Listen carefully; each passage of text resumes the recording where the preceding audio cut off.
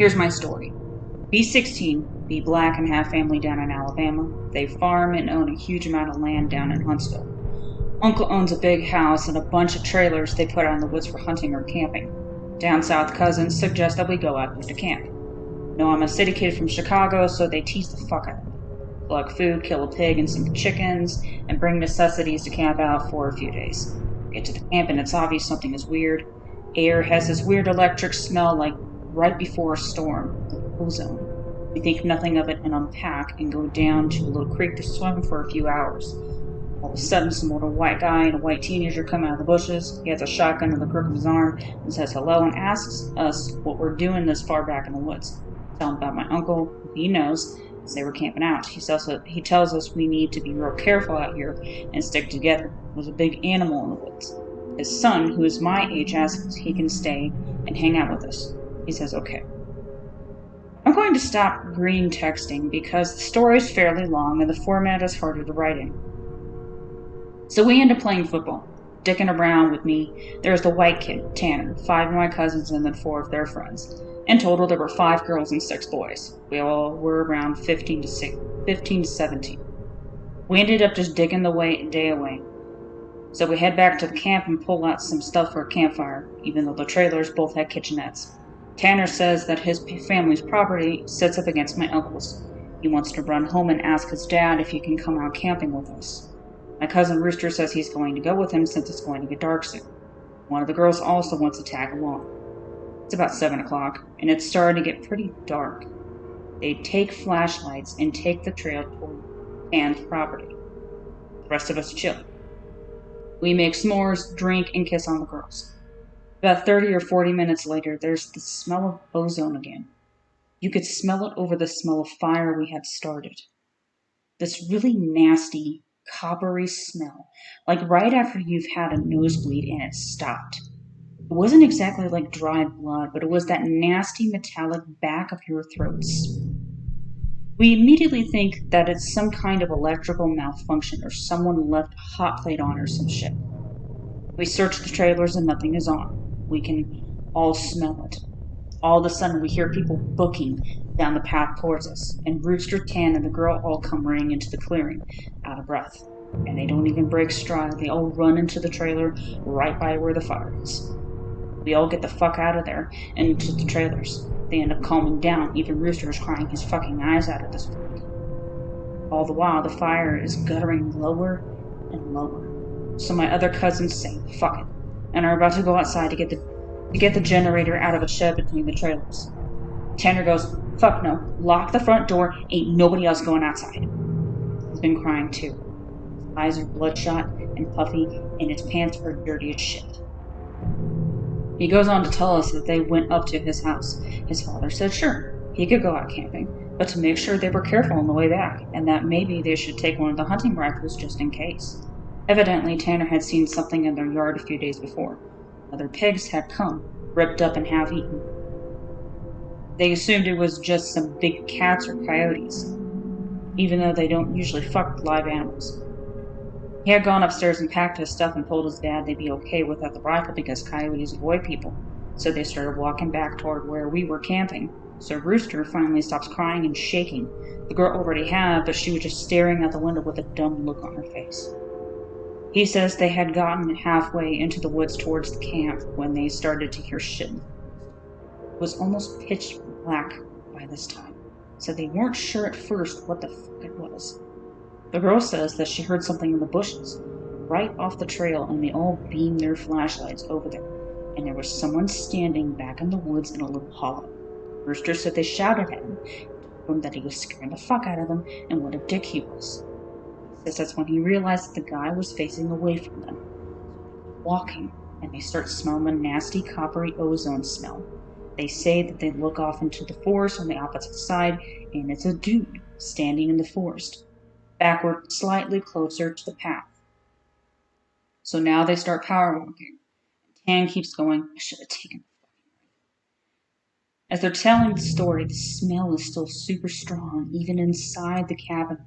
They say that after they started walking faster, a kind of low gibbering had started coming from both sides of the wood, And as they started booking it back to the trailer, the girl said she had flashed her flashlight out into the woods to the side of them and had seen something jerking itself through the woods. The gibbering just got louder and louder, and when they could see the light from our campfire, something had come out of the woods about 40 yards behind them onto the track, and they had just flat out ran as hard as they could to the trailer.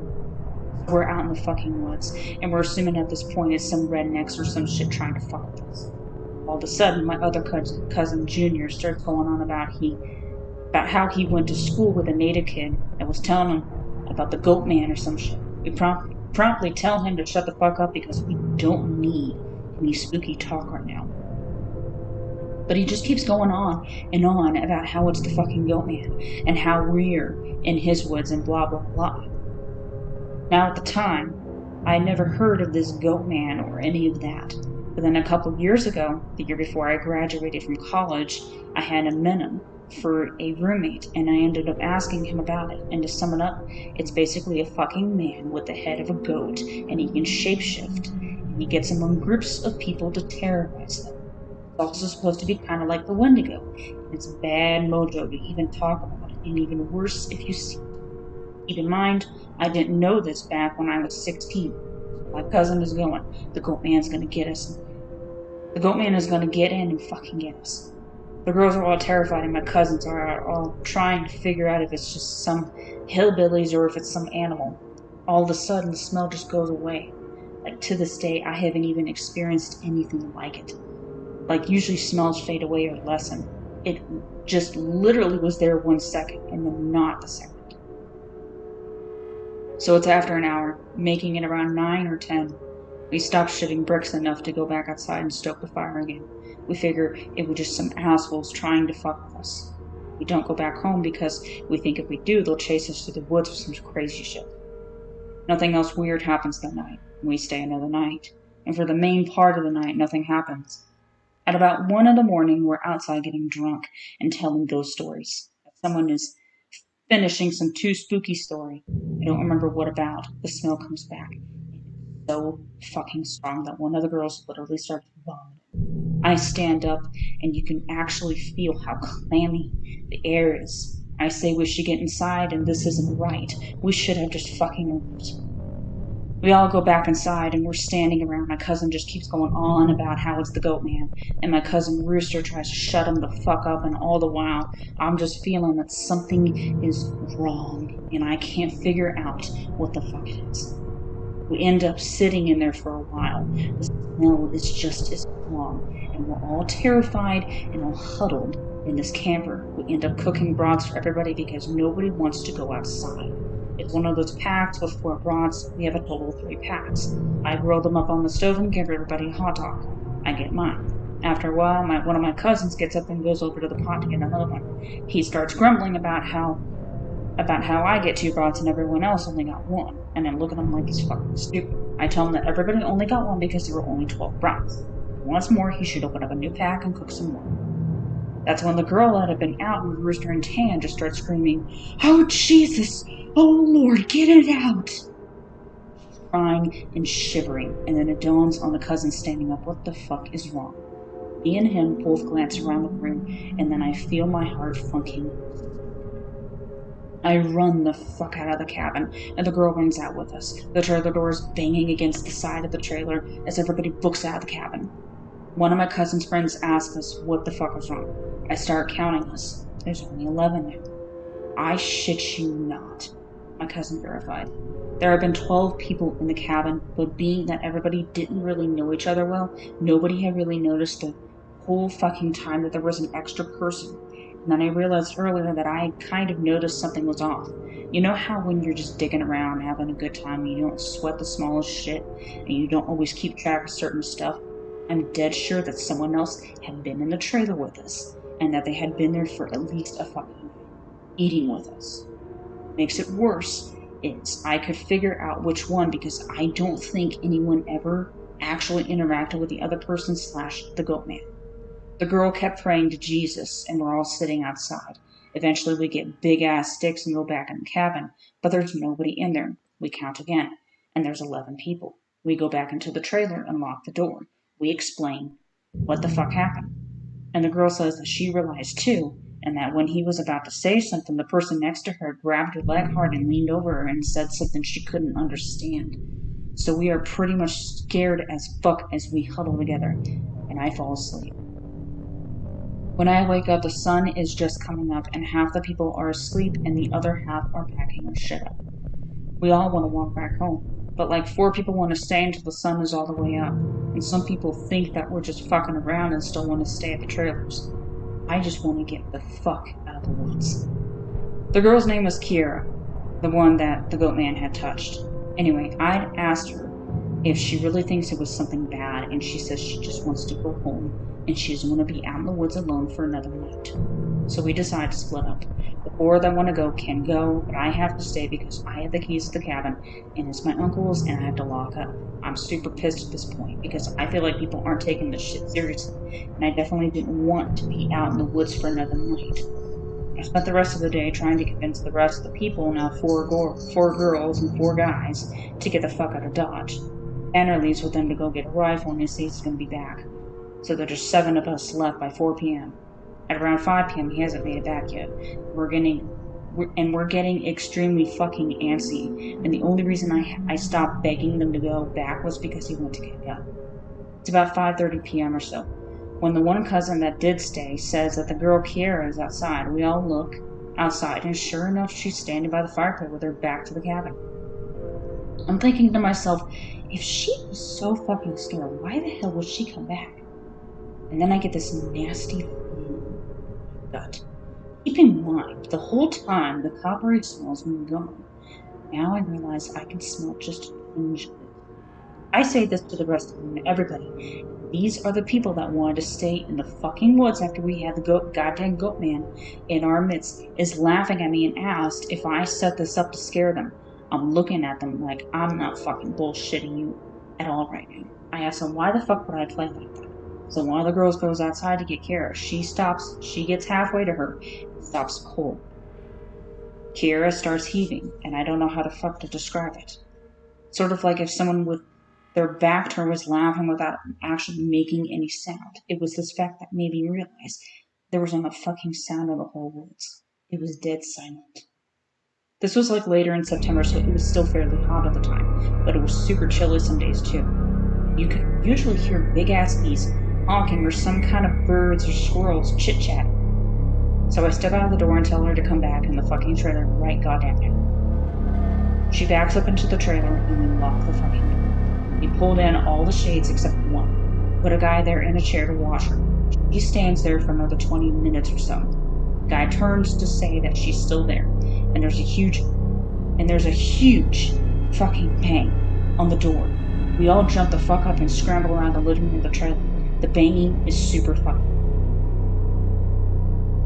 So now my cousin is holding one of the girls, and the other 2 are kind of giggling with nervous laughter, and me and the other 2 guys are shitting bricks.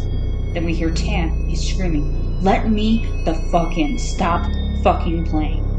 So we go over to the door and open. He stumbles in with a rifle. There's nobody else outside. Evidently he had walked up to the campsite, nothing weird happened in the forest, but he had seen a girl. Mind you, he said it was not Kiara standing there. When he had gotten to the edge of the clearing, she had turned toward him with a slack-jawed look and just stared him down, slowly tracking him as he walked around the outside of the clearing towards the camp. He said it wasn't until he was almost halfway to the trailer that he realized that she was getting closer to him. She had started off by the fire, and without him even seeing her move, she had been turning, inching closer. He said he just ran the rest of the way back to the cabin, thinking it would open. When he got to the door, and it was locked, he turned, and it was about half the distance to the door. He looks around the room, and then gets super pale. Pulls me to the side and whispers in my ear, "You know there are only 7 of us in here, right?" I get that feeling where your stomach drops to your nuts. I'd been back inside the trailer while we were sorting out who was going where. And then when we all went outside to talk earlier in the day, it has just slipped right back in. We looked out the window and there's nobody out there. We recount everyone, and then basically I go over and ask everyone how many people were here earlier, and everybody says 8. I say, well, how many are here now? They do all the count, and then realize there are only 7 people in the cabin. So Tan had brought back a couple boxes of ammo in his rifle, and he's told his dad there was some kind of ammo in the forest because he didn't think his dad would believe him if he said it was Goatman. He says that his cousin is supposed to be coming down in a few hours, and that in the morning we can all go to his place and his cousin will drive us home. Now I'm really fucking terrified, but I at least feel better because we can be American and shoot the fuck out of whatever it is if it comes back. But then my cousin gets into this huge argument with one of the girls because she thinks that I'm trying to be funny and prank them, and that she's getting really scared and that I'm not funny. He keeps telling her that I'm not that kind of person. She says, well, how do we know the girl isn't just Tanner in a wig? Or if it's really the Goatman, how do we know that this is the real Tanner and that Goatman just didn't kill Tanner in the woods and take his gun? So we fucking get into a huge argument about this, where me and Tanner are like, we could seriously be in danger because at the very least someone has been sneaking themselves into our fucking trailer without us knowing and mingling with us, and at worst something bad is in the forest fucking with us. One of the girls is crying and saying she wants to go right now. We're trying to tell her we shouldn't because none of us are walking through the woods in the middle of the night. At this point the sun is starting to go down and it's getting a little cloudy out. We eat something and turn on the radio for a while. We really can't get a station out there with anything decent. We turned it off at about the time that Tan's cousin shows up. He was like 19, I think. At this point, the sun is just barely over the horizon, and he has one of those heavy-duty lantern flashlights and another rifle. He walks us to the trailer, and we whisper to Tan, saying if he's sure that it's his cousin, he says yes. The guy looks behind him and all around the camp, then walks in. He kind of glances at all of us and looks a little confused. He says, where's your other little buddy at? I figured she would meet me up at the cabin. Is she a little slow or something? He also asked whether we'd been cooking blood in the cabin because it smelled like blood in the hot pans all the way up the trail. We're all like, fucking nope. But we asked him what the fuck he's talking about with the girl he saw. He had come down the same trail Tan had been using, and he'd come up on one of those used guys' buddies. Standing in the middle of the trail looking at him slack-jawed. He had asked her a bunch of questions, but all she did was just look at him. And then she smiled at him, and he said he kept walking. She couldn't seem to keep up with him and kept lagging a little behind him. He said he asked her if she was hurt or something and if she needed any help, but she had continued to stare. Eventually he had been walking and turned around a bend in the trail, but when he turned around and went to see if she was okay, the trail was empty. He'd assumed she had taken some shortcut through the woods to our trailer. We tell him the whole story of what's been going on. I half expected him to say we were full of shit, but he just listened and sat down on the couch in the living room. Tanner's cousin gets back to the girl. He says when she kept trying to lag behind him, it kind of weirded him the fuck out, so he tried to keep her in front of him. But no matter how slow he walked, she was always lagging a little behind. And that he smelled this nasty smell, and it got stronger as he got to the camp. Eventually, he got really had said something really low that he didn't catch, and when he turned around, she had been right the fuck up on him when he stepped back from her. At this point, he asked her if she was okay, and if she wasn't, him to carry her back the rest of the way, and she just kept staring. He said he reached out for her as in to grab her on the shoulder, but he must have misjudged the distance because she was off to the side of where he had put his hand, like she had moved while he was looking dead at her.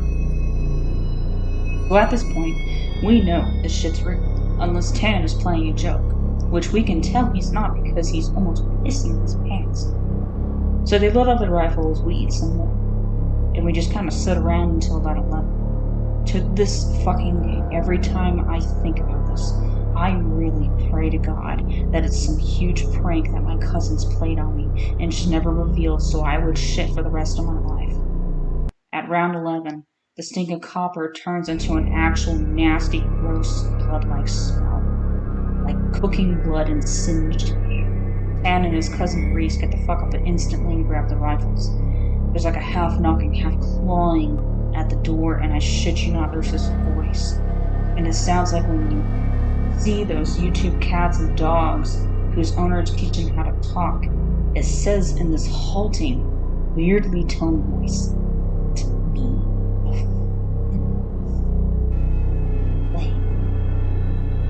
made my fucking nuts creep up against my body. One of the girls just starts crying and calling on Jesus. It was so fucking obviously not a person talking. It didn't have the right cadence. That's some shit I never realized until that moment, but all people have a certain cadence when they talk, no matter what language. All people have a certain kind of rhythm to talking. This shit didn't have any kind of cadence or rhythm. One of those YouTube cats does. What the fuck it sounded like outside the door. So now I'm in full on terror mode. We keep yelling outside, "Who is it? Stop fucking around, man." And it just keeps saying, "In," or "Let me the fuck in," for almost 15 minutes. It sounded like this almost just not funny. Sorry for going on a tangent. You can't imagine how this shit sounded, then you can't imagine how fucked up the whole situation was. So then the smell goes away for a while, and for the next hour or so you can hear someone basically creeping around in the woods and shit.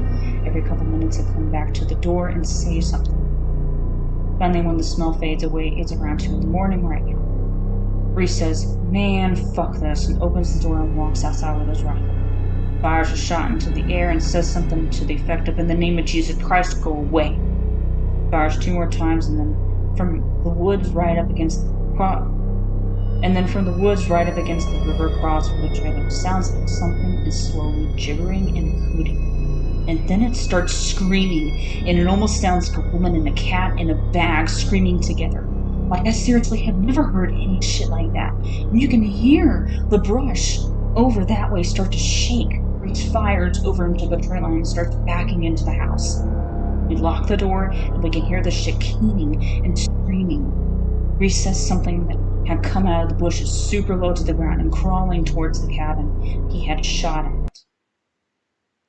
Pretty much, that was how the rest of the night went. It was literally screaming constantly for the next 2 hours, and we could hear shit moving out of the tree line, but it never came back up to the cabin until everyone had finally fallen asleep.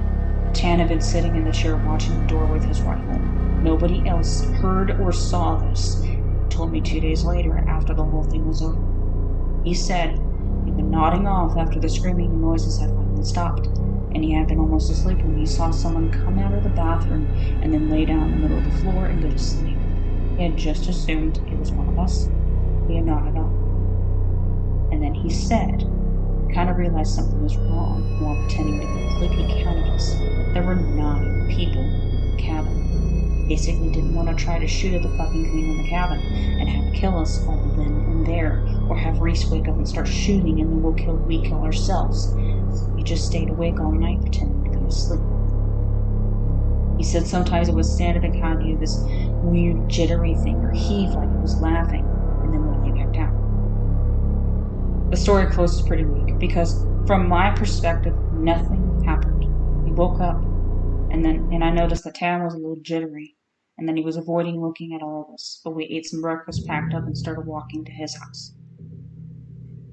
He stayed last in the cabin and said he'd lock up and bring me my uncle's keys to just start walking and he'd catch up, which I really didn't want to fucking do. We got a little bit up the path, and when he came running up, basically we just jogged back to his house. His cousin took us home. There was a window in the bathroom. Tan had gone back up to lock up and looked in there. We were too stupid to lock a screenless window. The window was fucking up when we went in there. I'm guessing it had been doing that all along, waiting for us to fall asleep or slip up, and then getting it among us. It walked with us all the damn way back to his house, and then he said it lagged to the back of the group and looked him dead in the eyes before walking into the woods.